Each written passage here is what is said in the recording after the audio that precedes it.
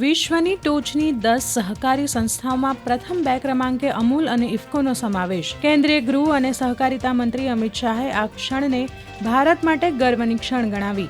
કહ્યું, અમૂલ સાથે સંકળાયેલી લાખો મહિલાઓ અને ઇફકોમાં ફાળો આપનારા ખેડૂતોના અથાગ સમર્પણનું છે સન્માન. છત્તીસગઢના બિલાસપુરમાં માલગાડી સાથે પેસેન્જર ટ્રેનની ટક્કર, 8 લોકોના મોતના અહેવાલ, 16થી વધુ મુસાફરો ઘાયલ. રાતભર ચાલ્યું રાહત અને બચાવ કાર્ય. જમ્મુ કાશ્મીરના અનેક વિસ્તારોમાં શરૂ થઈ હિમવર્ષા. સોનમર્ગ, ગાંદરબલ સહિતના વિસ્તારમાં હિમવર્ષાથી વાતાવરણ થયું નયનરમ્ય.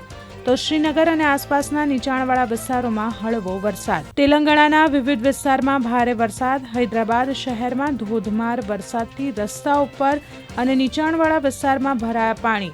કેટલાક વિસ્તારોમાં ટ્રાફિક વ્યવસ્થા ખોરવાઈ. ભારત અને ઇઝરાયલ વચ્ચે સંરક્ષણ સહયોગ ઉપર સંયુક્ત કાર્યકારી જૂથની 17મી બેઠક તેલ અવીવ ખાતે યોજાઈ.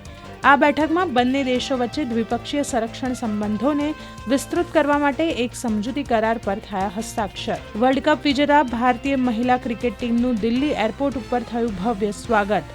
હરમનપ્રીત કૌરની આગેવાની હેઠળ વિજેતા ભારતીય મહિલા ક્રિકેટ ટીમ આજે પીએમ મોદી સાથે કરશે મુલાકાત.